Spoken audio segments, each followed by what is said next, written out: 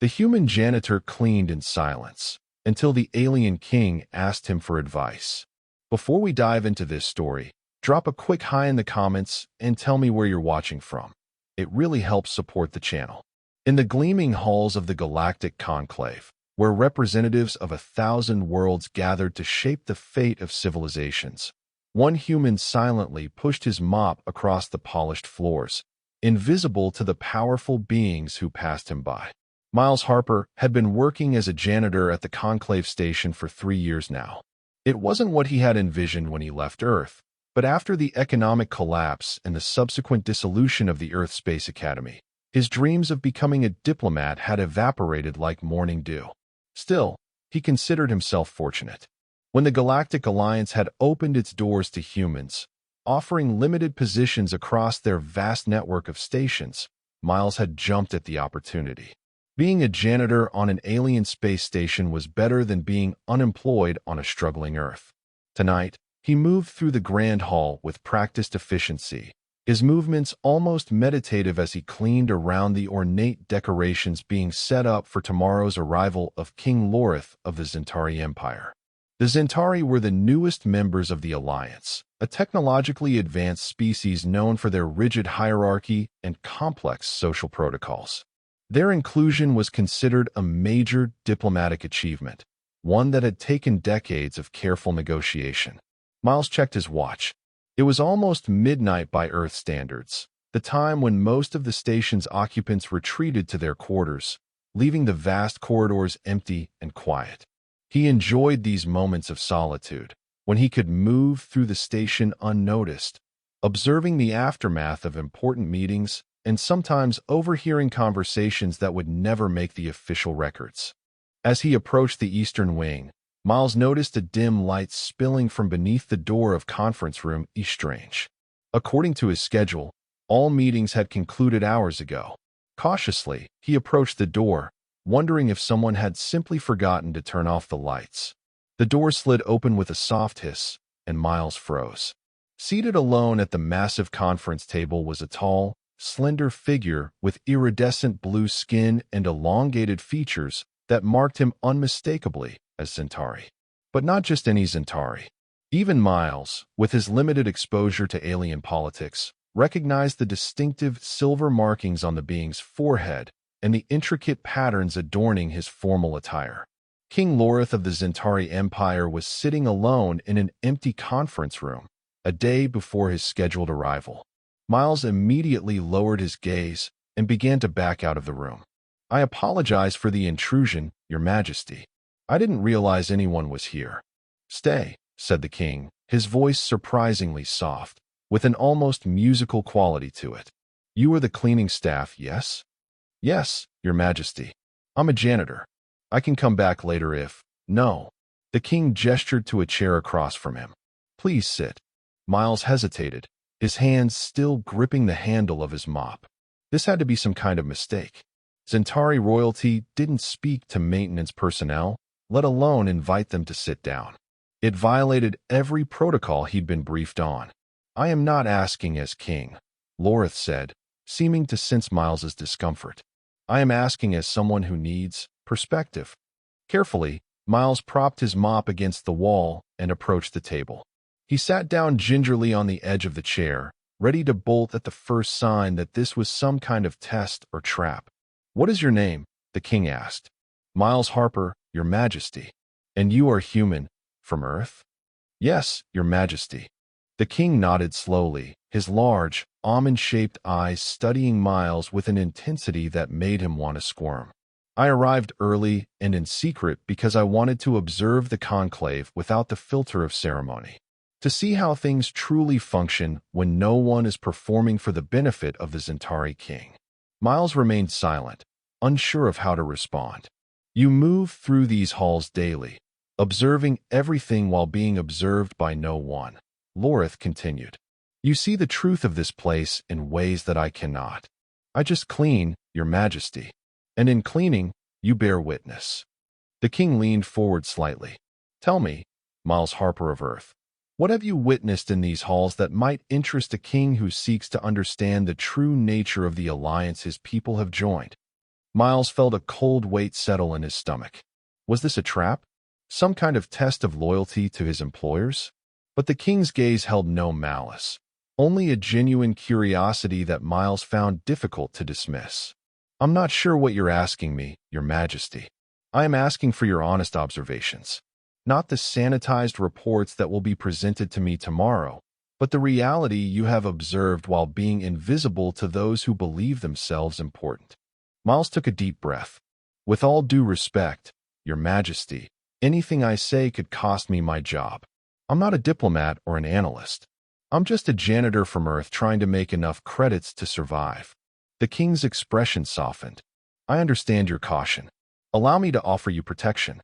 Whatever you share will remain between us, and if any consequences should arise, I will ensure they do not fall upon you.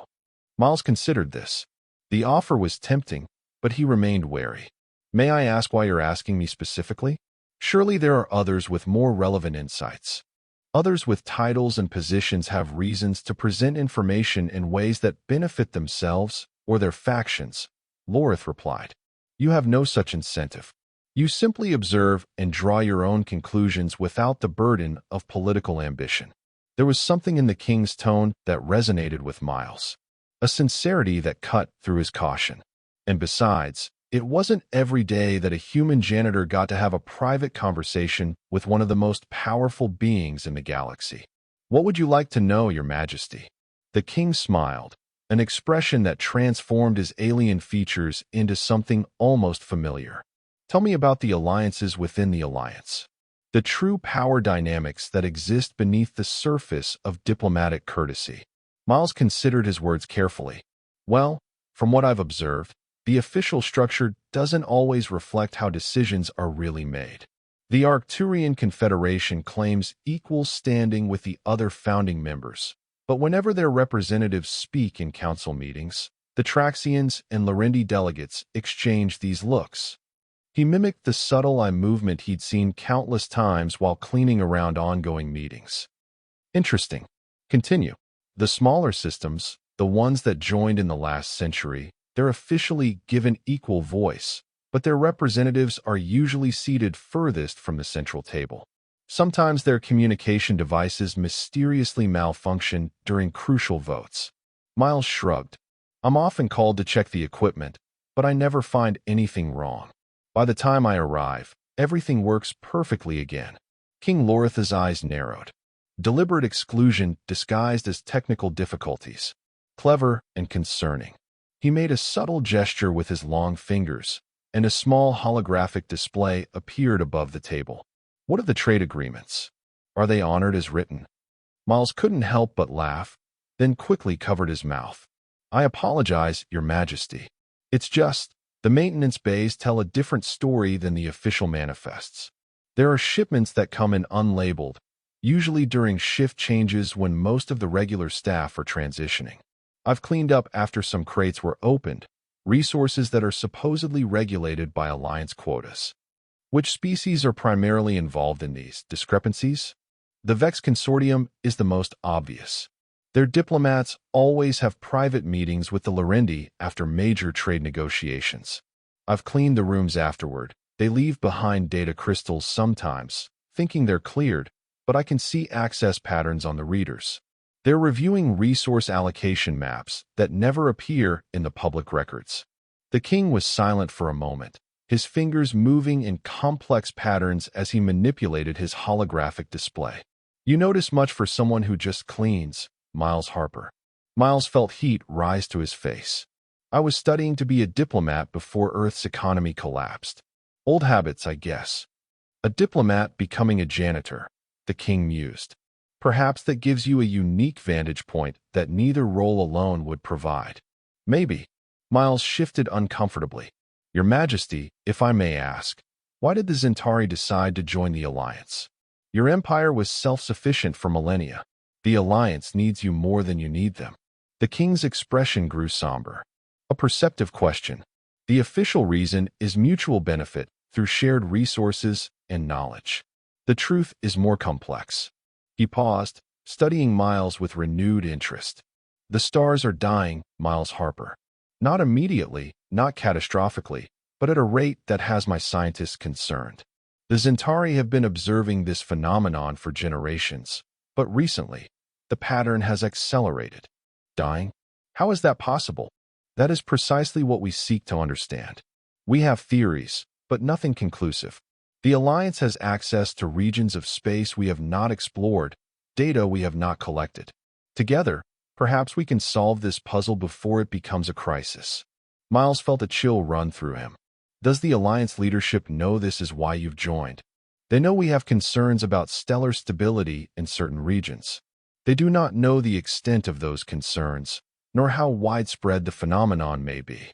The king's gaze became intense, which brings me to why I truly sought an honest conversation. I need to know if the Alliance is worthy of such knowledge, if they would use it wisely, or if panic and self-interest would prevail. Miles ran a hand through his hair, suddenly very aware of the weight of this conversation. I'm not qualified to make that assessment, Your Majesty.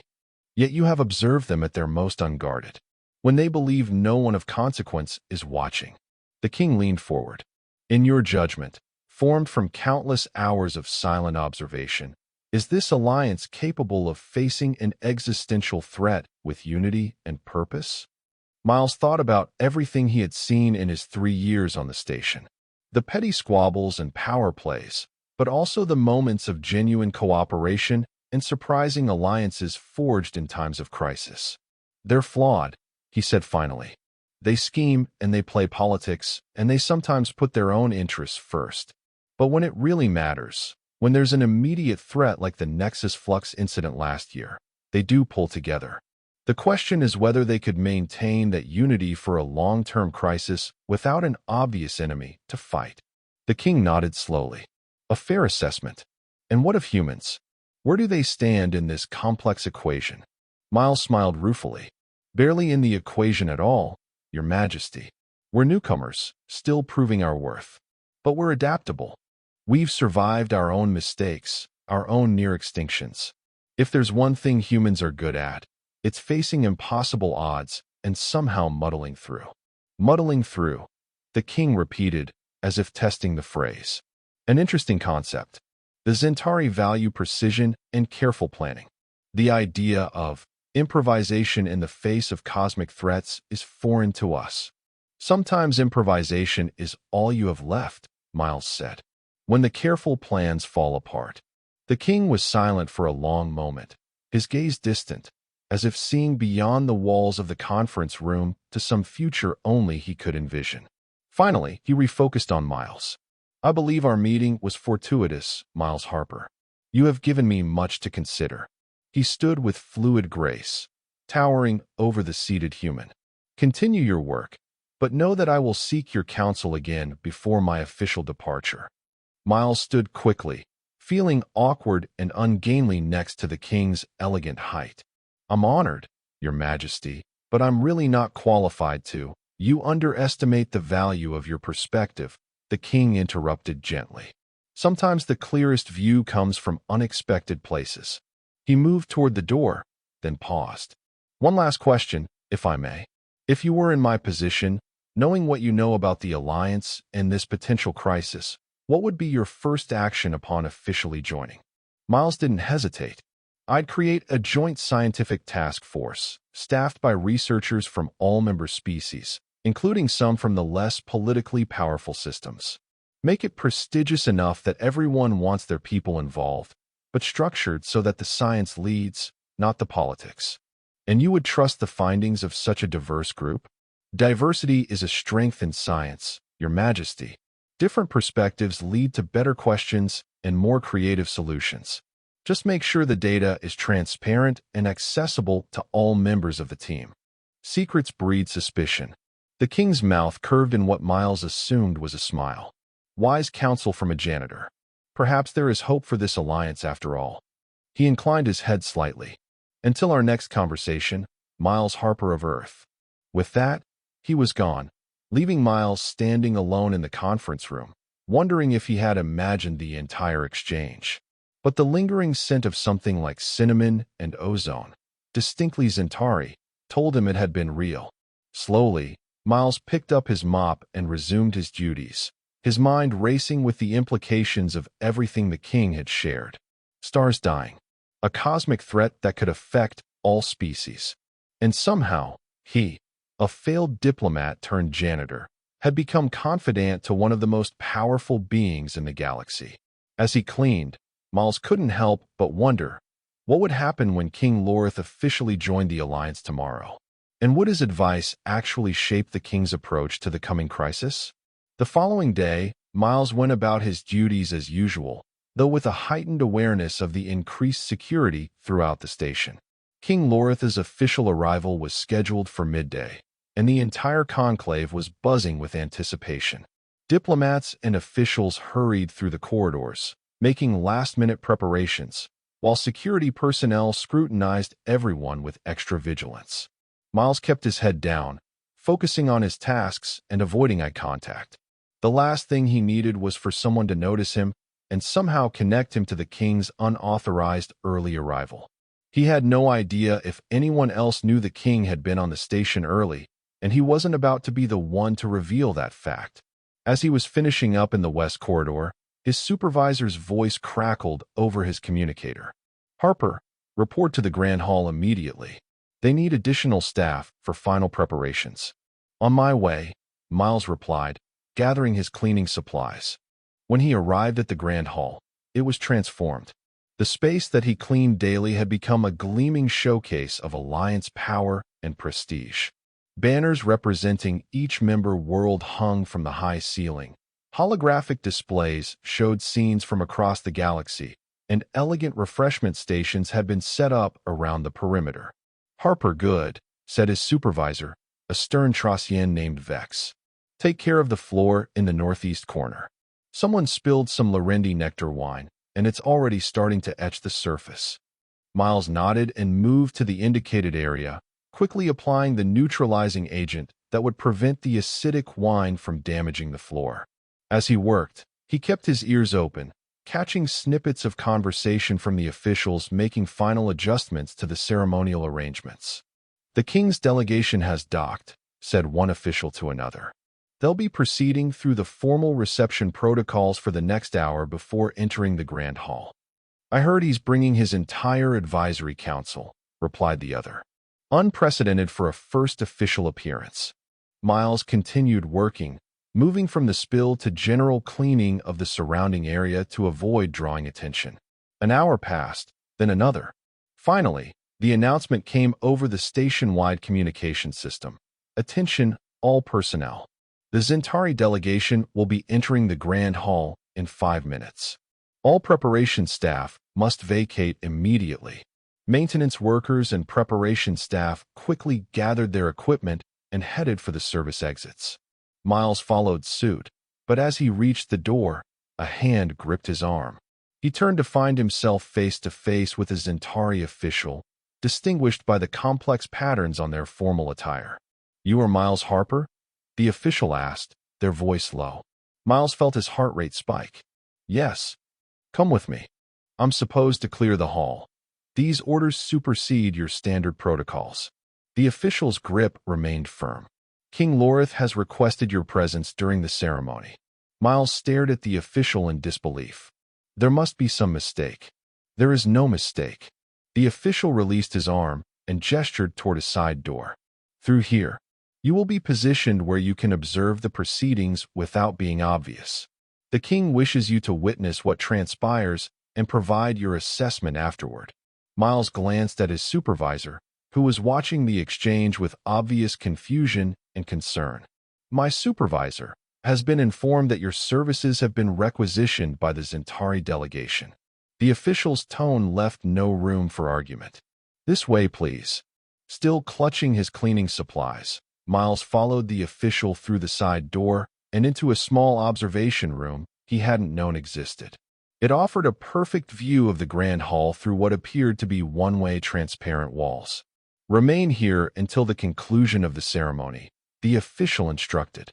"Someone will come for you afterward." Before Miles could ask any further questions, the official was gone, leaving him alone in the hidden room with a perfect view of what promised to be one of the most significant diplomatic events in recent galactic history. And all because a king had decided to ask a janitor for advice. Miles settled in to watch, wondering what exactly King Lorith expected him to observe, and what consequences their midnight conversation might have for the future of the Alliance, and perhaps for the future of all sentient life, if what the king had told him about dying stars was true. As the ceremony began, Miles couldn't help but feel like he had somehow stepped from the shadows into a story much larger than himself, one whose ending was impossible to predict.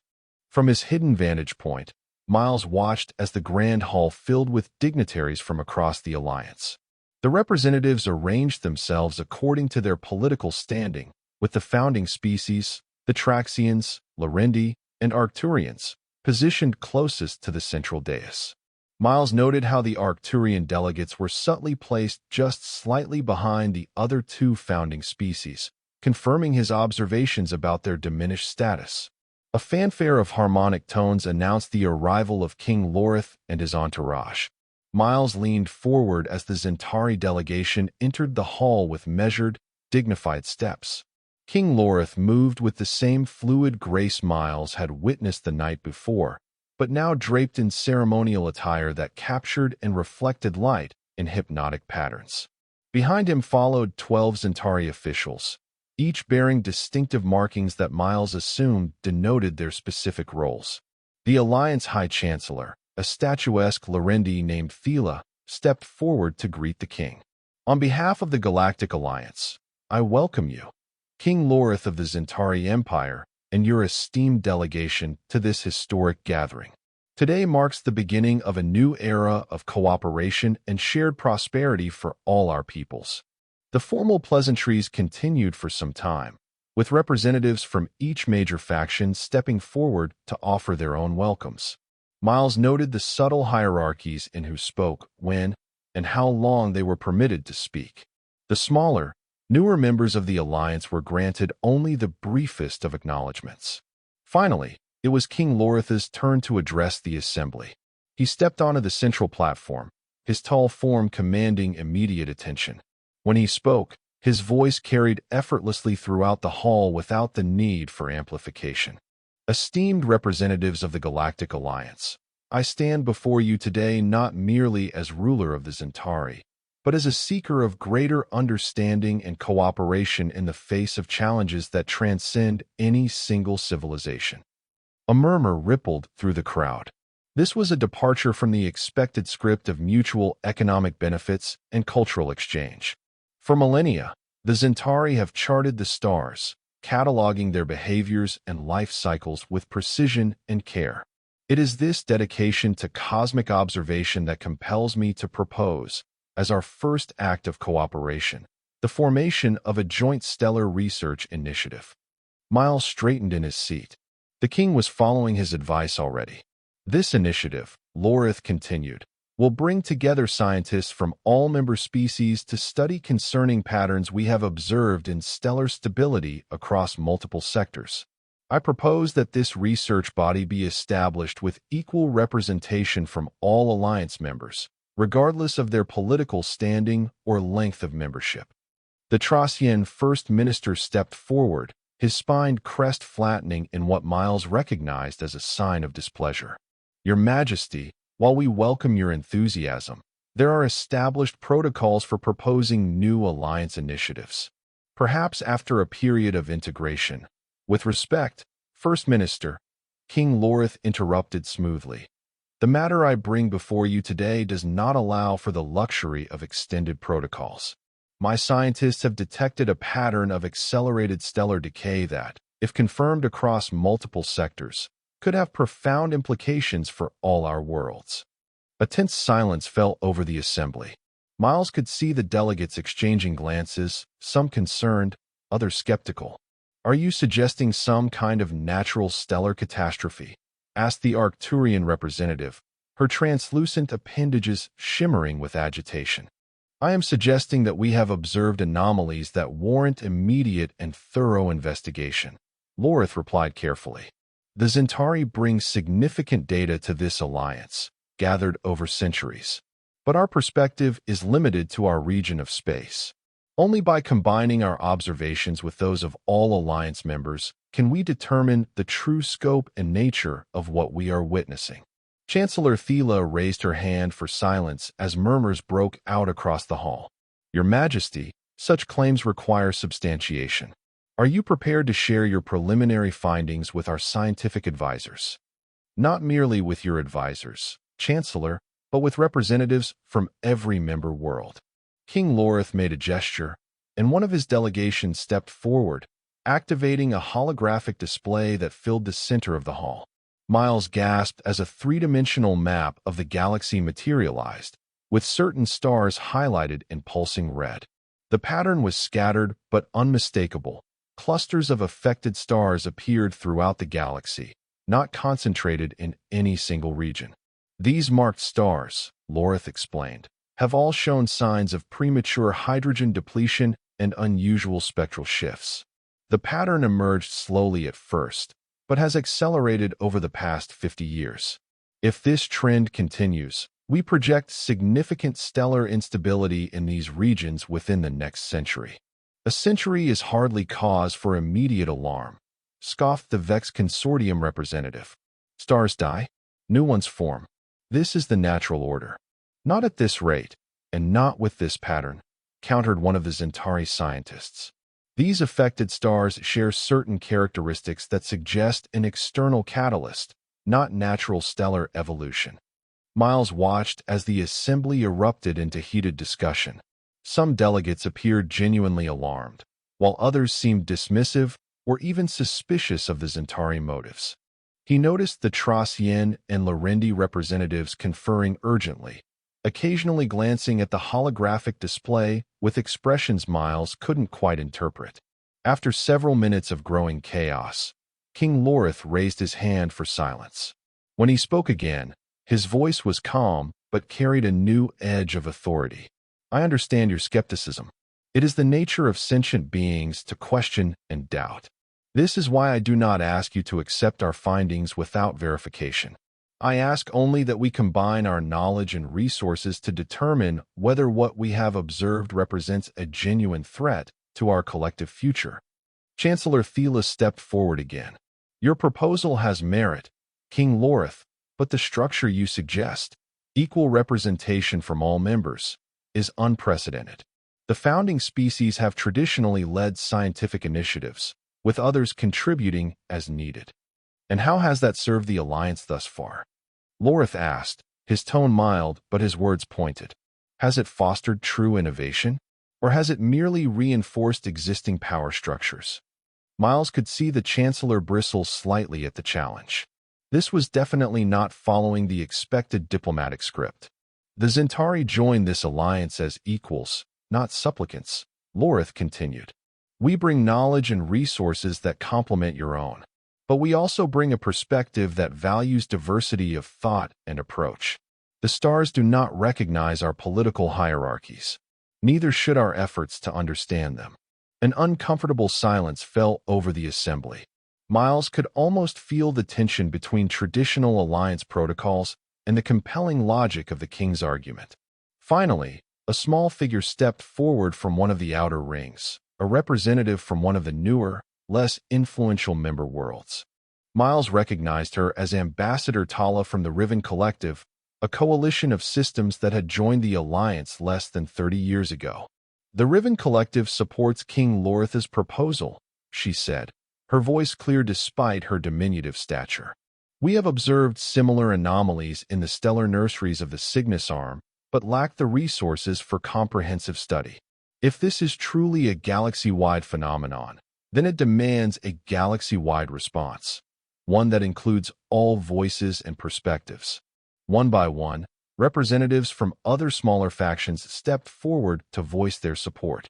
Miles watched with growing amazement as the traditional power dynamics of the Alliance began to shift before his eyes. The Trosian First Minister conferred briefly with the other founding members before addressing the Assembly again.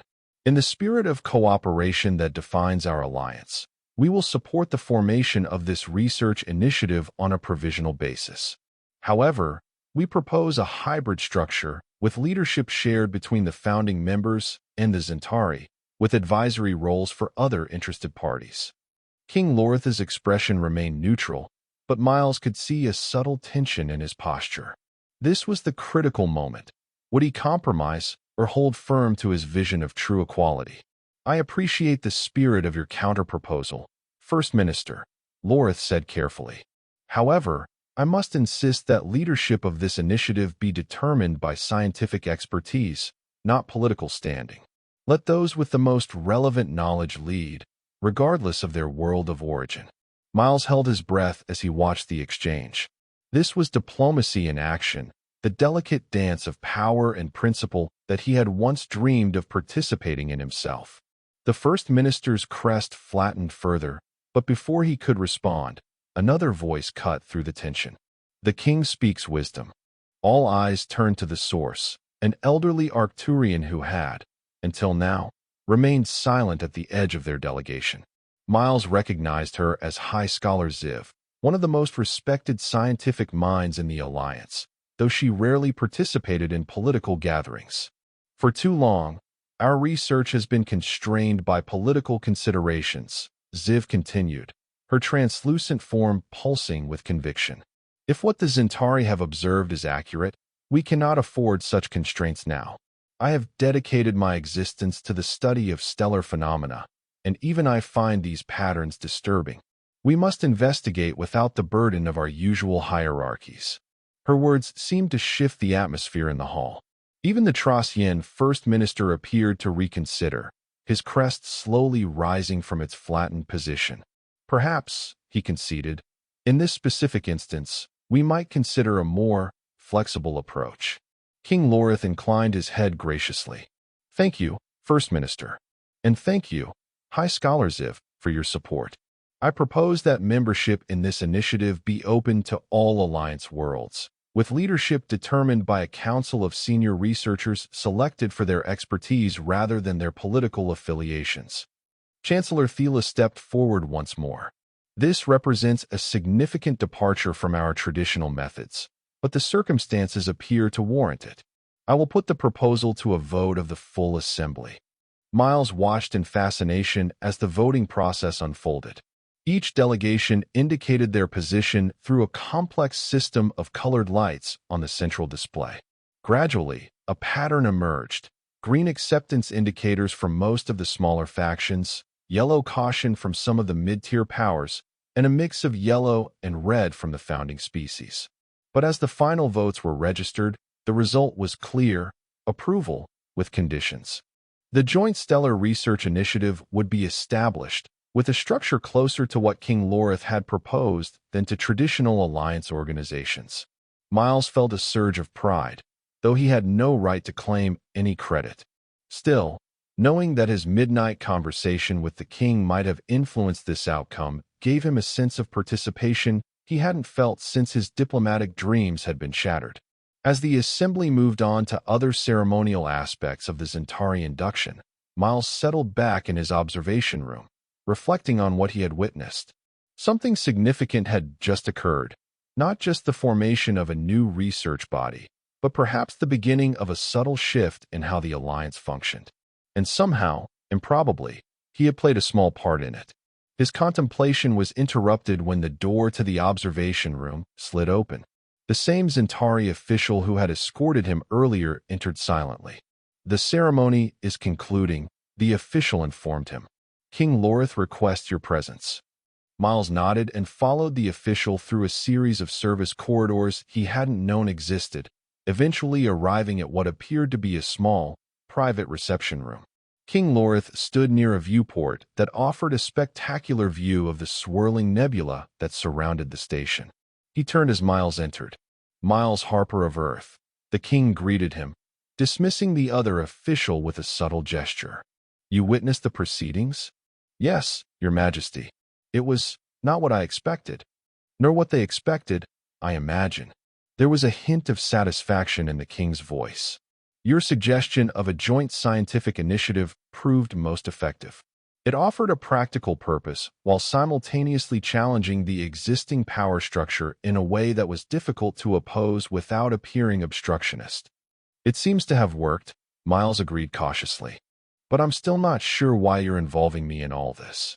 King Lorith moved away from the viewport, his tall form gliding across the room with that characteristic Zentari grace. "Walk with me, Miles Harper. There is something I wish to show you." Confused but intrigued, Miles followed the king through a door at the back of the reception room, which led to a small, austere chamber containing only a simple table with a strange device at its center. "Do you know what this is?" the king asked. Miles shook his head. "I've never seen anything like it. It is a temporal resonance imager, technology unique to the Zentari. It allows us to visualize the past and present simultaneously, revealing patterns that might otherwise remain hidden." The king activated the device with a touch, and a holographic display sprang to life above the table. Miles gasped as he saw what appeared to be a time-lapse view of a star system, but with layers of translucent images showing its state at different points in time, all superimposed on each other like a three-dimensional palimpsest. "This is the Proxima system, near your Earth," the king explained. "Observe the stellar activity over the past 5 decades." Miles watched as the layered images revealed subtle changes in the star's corona and prominence patterns.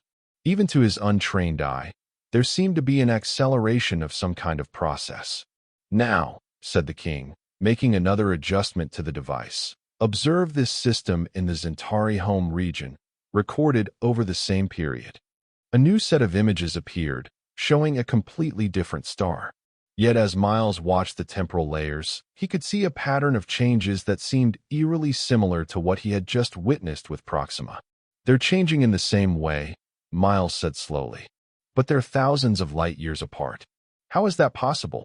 "That," said King Lorith, "is the question that has consumed our best minds for generations. And now, it will be the focus of our new joint initiative." He deactivated the device and turned to face Miles directly. "But I did not bring you here merely to show you evidence of stellar anomalies." "Then why am I here, Your Majesty?" "Because I have a proposal for you, Miles Harper. One that may seem unconventional, but which I believe serves both our interests." The king's large eyes studied Miles intently. "I wish to appoint you as my personal liaison to the Joint Stellar Research Initiative." Miles stared at the king in disbelief. "Me? But I'm a janitor. I have no scientific background, no diplomatic standing." "You have perspective," Lorith interrupted. "You understand the true dynamics of the Alliance in ways that formal representatives do not. You are human, from a species new enough to the galactic community that you have no entrenched allegiances. And most importantly, you think differently than my advisors." "Different how?" "You suggested diversity as a strength in scientific inquiry. This is not a common view among the Zentari. We value precision and hierarchy. But perhaps, in this instance, our traditional approach is insufficient." The king moved closer. "Your suggestion of transparent data and equal access for all research team members. This challenges our instincts for controlled information. Yet I see the wisdom in it." Miles ran a hand through his hair, trying to process what the king was proposing. "I'm not qualified for this kind of role. I never even finished my diplomatic training." "Perhaps traditional qualifications are not what this situation requires," Lorith replied. "The task before us is unprecedented. It may demand unprecedented approaches." "What exactly would this role involve?"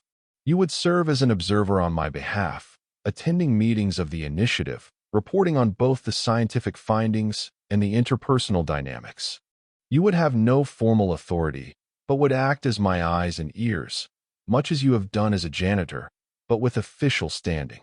The king's expression softened slightly. "And a considerable increase in compensation." Miles couldn't help but laugh.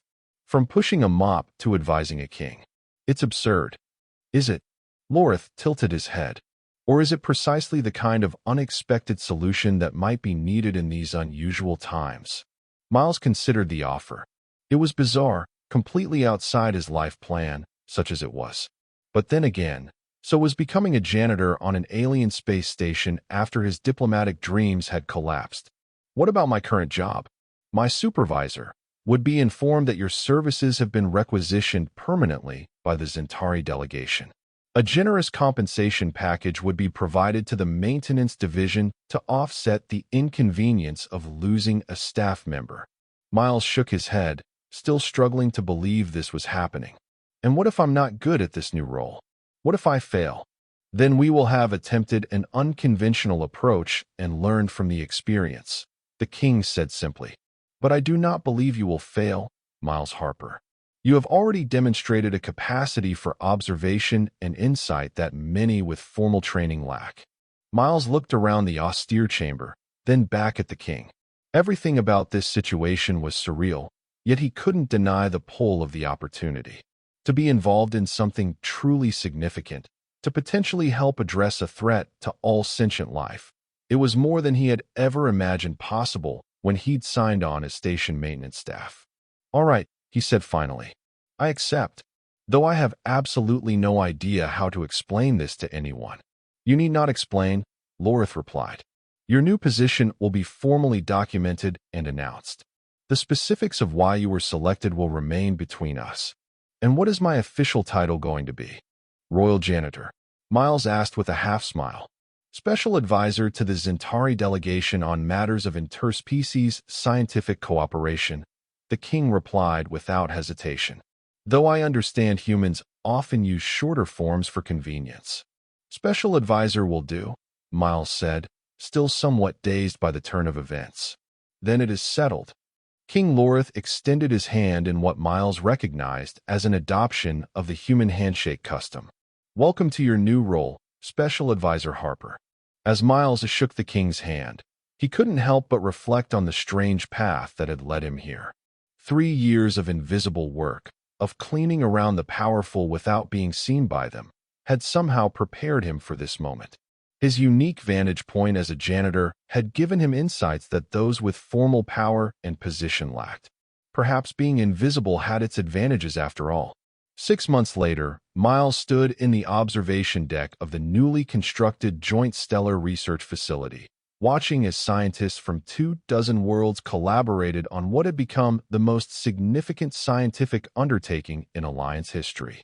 The initiative that had begun with King Lorith's bold proposal had grown beyond anyone's expectations, as evidence of the stellar anomalies continued to mount. Quite a view, isn't it? Said a voice beside him. Miles turned to find Ambassador Tala of the Riven Collective, the diminutive diplomat who had been among the first to support the king's proposal. It's remarkable, Miles agreed. I never thought I'd see Traxians and Arcturians working side by side, without some kind of power struggle. Shared danger has a way of clarifying priorities, Tala observed. Though I suspect having you as a neutral facilitator has helped as well. Miles smiled modestly. His role as special advisor had evolved over the months, becoming something of a diplomatic troubleshooter for the initiative. His lack of formal standing in the Alliance hierarchy had, paradoxically, made him effective at mediating disputes and encouraging cooperation across traditional boundaries. I just ask obvious questions and suggest compromises, he said.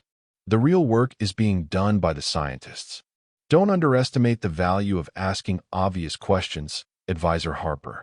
Sometimes they lead to the most profound insights. Tala gestured toward the main research floor, where a team of scientists were gathered around a holographic display. Take Dr. Jensen from your Earth. Her obvious question about quantum entanglement between stellar cores has completely reoriented our investigation. Miles nodded, feeling a surge of pride for his fellow human. Dr. Eliza Jensen had been one of the first Earth scientists recruited to the initiative, selected more for her innovative thinking than her formal credentials.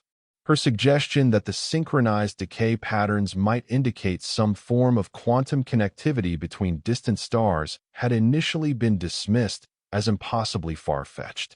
But as the evidence accumulated, her theory had gained traction, eventually becoming one of the leading explanations for the phenomenon they were observing. She's brilliant, Miles agreed, though she'd probably say she was just looking at the data differently. Sometimes that's all brilliance is, Tala replied. Seeing what everyone else sees, but thinking what no one else has thought. Their conversation was interrupted by a soft chime from Miles's communication device. He checked the message and straightened. The king has requested my presence, he told Tala. The preliminary findings report must be ready. Good luck, the ambassador said. If the rumors about what you've discovered are true, this will be a historically significant briefing. Miles made his way through the facility to the secure conference room where King Lorith awaited him. The king was not alone. High Scholar Ziv of the Arcturians and First Minister Null of the Traxians were also present, along with Dr. Jensen and the lead Zentari scientist, Kelvin. Advisor Harper, the king greeted him. Please join us. Dr. Jensen was about to summarize the team's findings. Miles took a seat at the table, nodding respectfully to the assembled dignitaries. It still sometimes struck him as surreal that he, a former janitor, was now routinely included in meetings with some of the most powerful individuals in the Alliance. But over the months, he had grown more comfortable in his role, recognizing that his unique perspective was indeed valuable. Dr. Jensen, the king prompted, please proceed. The human scientist activated a holographic display above the conference table. Our combined research has confirmed what the Zentari initially observed. Stars across multiple sectors are experiencing accelerated hydrogen depletion and unusual spectral shifts. But we've now identified the cause.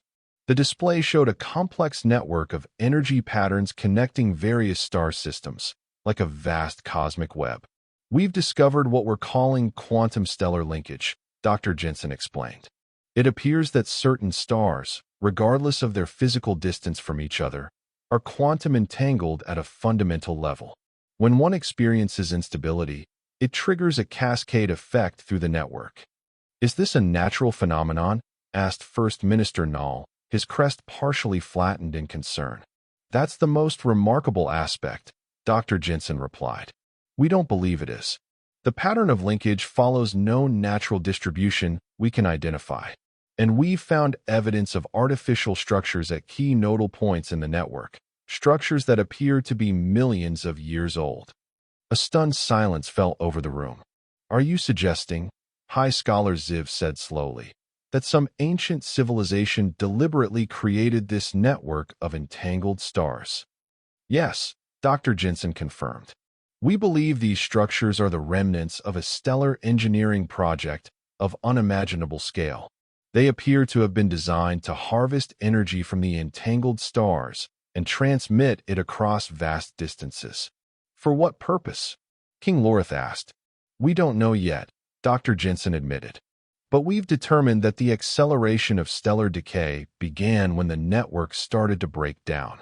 These ancient devices are failing after millions of years, and as they do, they're disrupting the delicate balance of the entangled stars. Miles leaned forward. Can the process be stopped? Dr. Jensen glanced at her Zentari colleague, who continued the explanation. Theoretically, yes, said Kelvin. If we can repair or safely deactivate the nodal structures, we believe the stellar decay would stabilize. But the engineering challenges are immense. These devices operate on principles that exceed our current technological understanding, but not permanently beyond our reach, Dr. Jensen added quickly. We've already begun to decode some of the operational mechanisms. With continued collaboration and the combined knowledge of all Alliance species, we believe solutions are possible. King Lorith was silent for a moment, his gaze distant. Then he turned to Miles. Your assessment, Advisor Harper? Miles considered carefully before responding. This had become their pattern over the months. The king would hear the technical reports, then ask for Miles's broader perspective. This discovery changes everything, Miles said finally. It proves that the stellar decay is not a natural disaster that we're helpless to prevent, but a technological problem with potential solutions. It gives us hope. He paused, thinking through the implications. It also gives the Alliance a common purpose unlike anything in its history. This isn't about trade advantages or political influence. It's about preserving life throughout the galaxy. Indeed, the king agreed. And what of the ancient civilization that created this network? What are your thoughts on that aspect? Miles hadn't expected this question, but he found himself with a ready answer. Their technology was clearly far beyond our own, yet they too eventually failed or disappeared. Perhaps there's a lesson there about the limits of technological solutions without sustainable practices. But there's also an opportunity. They left behind their technology, and now multiple species working together might succeed where a single advanced civilization ultimately failed. High Scholar Ziv's translucent form pulsed with what Miles had come to recognize as approval. Wisdom from an unexpected source. This is why diversity of perspective matters in times of crisis. First Minister Null, who had been one of the most resistant to Miles's unorthodox appointment, nodded reluctantly. The human makes a valid point. Together, we may indeed accomplish what none of us could manage alone. King Lorith rose from his seat, his tall form commanding immediate attention. Then let us proceed with this understanding. Dr. Jensen, you and your team will continue your analysis of the ancient technology. High Scholar Ziv, I ask that the Arcturians focus their efforts on theoretical models for safely deactivating the nodal structures. First Minister Null, the Traxians' engineering expertise will be essential for any practical implementation. Each nodded their agreement as the king assigned their roles. As for the Zentari, Lorith continued, we will coordinate the combined effort and provide access to our temporal resonance technology, which may offer insights into how these structures functioned when they were first activated. And what of Earth's role beyond Dr. Jensen's team? Miles asked, always conscious of representing human interests despite his official position with the Zentari. Your people have demonstrated a remarkable capacity for innovative thinking and adaptation, the king replied. Qualities that may prove invaluable when confronting technology built on principles we do not yet fully comprehend. I propose that Earth lead a specialized task force focused on developing alternative approaches should our primary strategies prove insufficient. Miles felt a surge of pride. From a struggling newcomer to the galactic community, Earth was now being entrusted with a critical role in what might be the most important scientific endeavor in recorded history. I believe they will rise to the challenge, Your Majesty, he said. As do I, the king agreed. Now, we must prepare to present these findings to the full Alliance Council. The revelations we share today will shape the future of all our civilizations. As the meeting concluded and the others filed out, King Lorith gestured for Miles to remain behind. When they were alone, the king spoke in a more personal tone than he typically used in formal settings. It has been 6 months since our first conversation, Miles Harper. When I sought the counsel of a human janitor who observed the Alliance from the shadows, I did not anticipate where that path would lead. Neither did I, Your Majesty, Miles admitted with a smile. From cleaning floors to helping coordinate a galactic response to an existential threat, it's not exactly a career trajectory I could have planned. Yet it has proven to be exactly what was needed. The king moved to the viewport, gazing out at the stars that now held new meaning for them all. Your perspective, unclouded by political ambition or traditional hierarchies, has helped forge connections that might otherwise have been impossible. I just asked questions and made suggestions, Miles said modestly.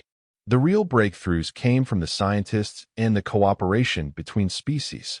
Cooperation that you helped facilitate, Lorith countered. Never underestimate the power of bringing different minds together and creating an environment where they can truly collaborate. Miles joined the king at the viewport. Do you think we'll succeed? Will we be able to stabilize the stellar network before it's too late? I believe we have given ourselves the best possible chance, Lorith replied. By setting aside our traditional divisions and truly working as equals, we have already accomplished what once seemed impossible. He turned to face Miles directly, and it began with a king seeking wisdom from a janitor. Miles laughed softly. When you put it that way, it sounds like the beginning of a fable. Perhaps someday it will be, the king said, with what Miles had come to recognize as a Zentari smile. The story of how the galaxy was saved because someone thought to ask for advice from the one person no one else noticed. As they stood together, looking out at the stars that held both threat and promise, Miles reflected on the strange journey that had brought him here. From failed diplomat to invisible janitor to trusted advisor, each step, even the painful ones, had prepared him for this moment. His years of silent observation had given him insights that those born to power and privilege often lacked. His diplomatic training, though incomplete, had provided the foundation for his current role. Even his time as a janitor had taught him patience and humility, qualities that had proven essential in building bridges between diverse species with long histories of distrust. In the end, perhaps there were no wrong paths, only different routes to where one needed to be. And sometimes, the most important voices were those that spoke from the shadows, from the places where the powerful never thought to look. As the Alliance mobilized to address the stellar crisis, drawing on the combined knowledge and strengths of all its member species, Miles Harper, once an invisible janitor, now a respected advisor, stood at the intersection of worlds, helping to guide them all toward a future where the stars would continue to shine. And that was the end of the story. If you listened all the way to here, don't forget to leave feedback about what you thought of the story in the comments, whether positive or negative. Your feedback helps us improve. Also, leave your like and subscribe to the channel for more stories like this one. And I'll leave here on the screen another video that I'm sure you'll like. Big hug, and see you in the next story.